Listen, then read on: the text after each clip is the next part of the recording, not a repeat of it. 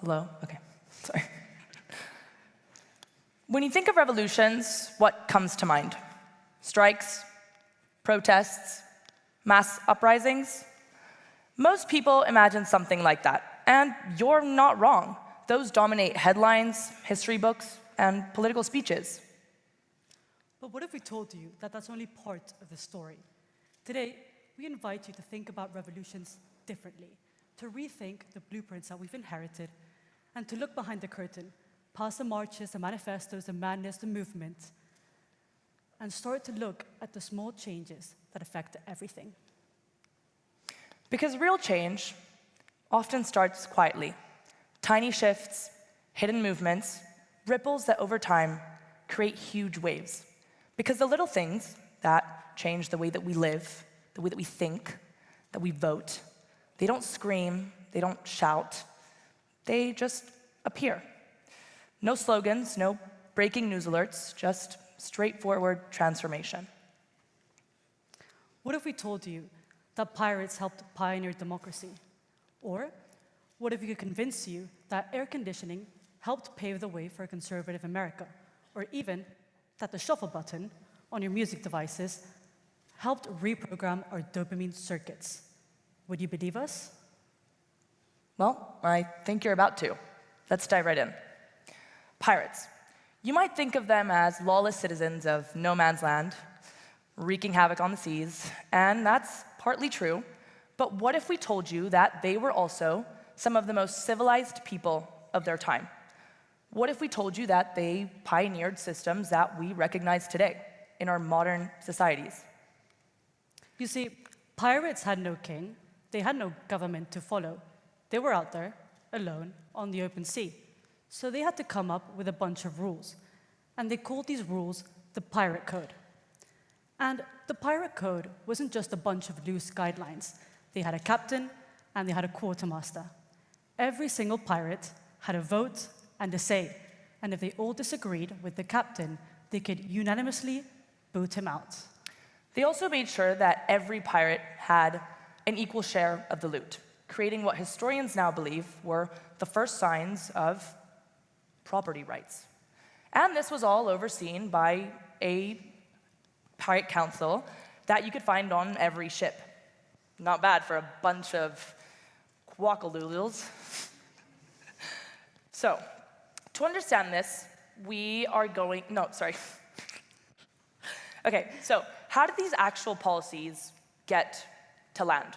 So to understand this, we need to zoom in into a little island called Madagascar, circa the 1700s. You see, pirates that were around that area realized something pretty big, that to better control the shipping lanes of the Indian Ocean, they had to do it from land.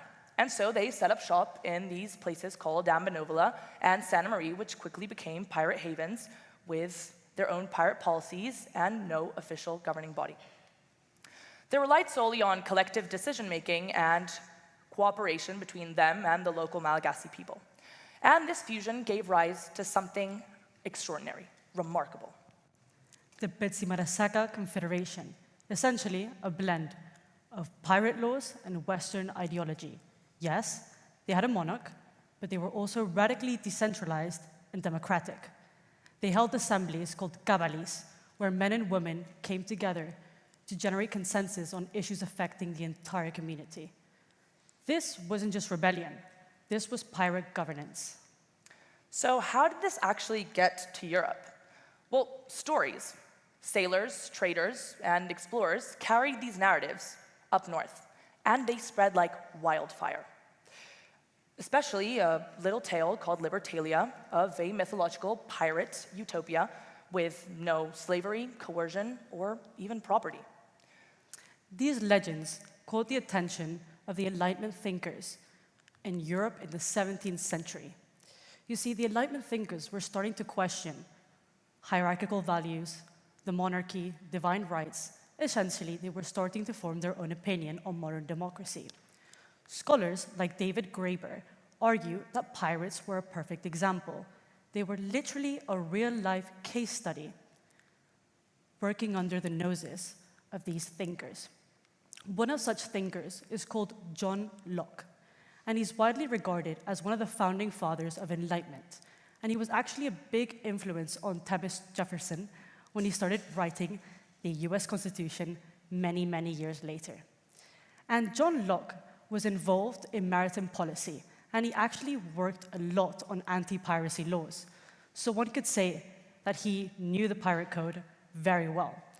And while we cannot say that John Locke was inspired by the pirates, what we can say is that these stories traveled, and they traveled to these thinkers, because they ended up in the Enlightenment Encyclopedia book by Diderot, known as a work that defines the movement.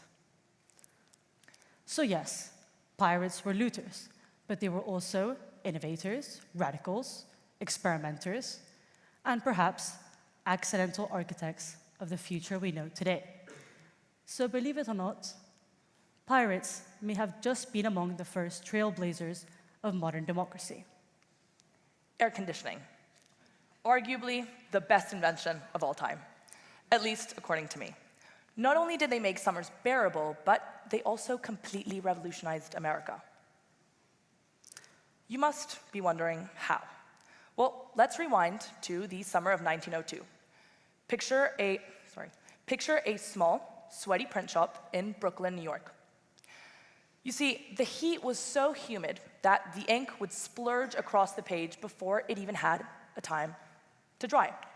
So, obviously, desperate to save his little business, the owner hired a man named Willis Carrier, this man right here, to create a dehumidifier. And he did just that. He created a machine that solved the ink problem. But it also came about with a very happy accident. It cooled the room by several degrees. That little print shop soon became the coolest place in town, literally.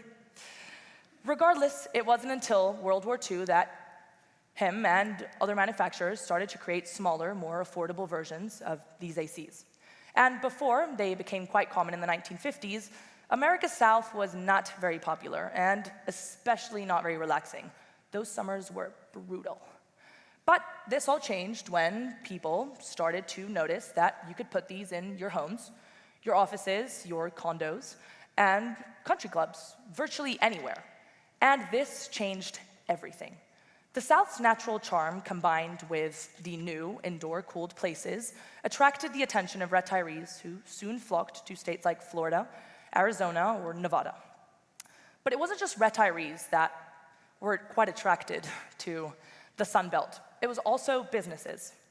Cheap real estate and no unionized labor was a dream. So many of these companies packed their bags and moved down south into old, abandoned cotton fields and relocated their headquarters, their factories, and their manufacturing plants. Well, I understand that air conditioning caused migration, but you might be wondering what this has to do with politics after all.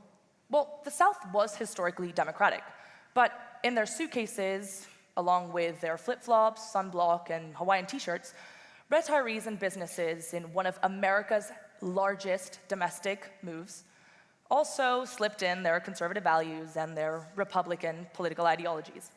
So in the 40 years between 1940 and 1980, Southern states actually gained 29 electoral college votes, whilst the Northeast and the Rust Belt actually lost 31. So it was under everyone's feet that America's political system completely shifted. And scholars actually think that this helped Ronald Reagan, a conservative candidate, win the presidency in 1980, with something so simple as air conditioning. Okay, so I'm bringing something even worse, I think. Some revolutions can start with something even smaller, a teeny tiny button. See, before the shuffle button on your playlist or on your device, you listen to track from track 1 to track 10. Before streaming services, you had to sit down on your couch at 9 p.m. and watch the weekly airing of your favorite TV show. Even relationships had stages: meet, date, commit. And then around the 2000s, in Silicon Valley, engineers developed a little device that had a little button on it, the shuffle button. And at the time, it didn't seem very revolutionary, but silently, it was. Because that button did something way more than revolutionize or randomize your playlist. It started to rewire how our generation looks at and experiences desire today in 2025. The shuffle button wasn't about music. In my opinion, it was about dopamine. Now, dopamine is a neurotransmitter that fuels motivation, learning, but most importantly, anticipation. Not the reward, but the thrill of what might come next. Now, in psychology or neuroscience, this is called reward prediction error. And it's basically the difference or the discrepancy between the outcome that you expect and the actual outcome or reward that happens. And if this reward is bigger than what you expected, your dopamine neurons fire up and you get this amazing sensation all over your body. And this is basically a positively reinforcing behavior. Wait, so it's kind of like the feeling that you get when you go to the casino, correct? Exactly. This isn't exactly new news. And casinos have been, yes, exploiting this for decades. Slot machines are designed, actually by scientists, fun fact, to give you just the right amount of wins to keep you playing. Colloquially, in casinos, slot machines are referred to as Skinner boxes. Skinner, B.F. Skinner, is a behavioral scientist from the 1950s who came up with a really famous experiment called the Skinner box. Essentially, what he did, to put into perspective, is he put a box, he put a mouse in the box, he put a lever that dispensed food. And let's say every 10 times he hit the lever, food would dispense. Pretty boring, right? Well, what he did was he randomized this. So maybe one time, the rat could press it 4 times, it would get fed. Maybe 10, maybe 12. The rat never knew. And you know what happened? Well, the rats went crazy. They literally cannot stop clicking the button. And that, ladies and gentlemen, is the effect of dopamine. And that's basically the same system, dopaminergic system, that we carry in our pockets on a day-to-day basis. One could even say we're all carrying little slot machines in our pockets. The music never changed. Nothing really changed. But the way we experience them, our generation did. Today, our generation navigates the world differently. We cannot argue that. And many products built for us all tap into the same loop. The dopamine-driven thrill of uncertainty. We've seen this in dating apps, streaming services, and even social media.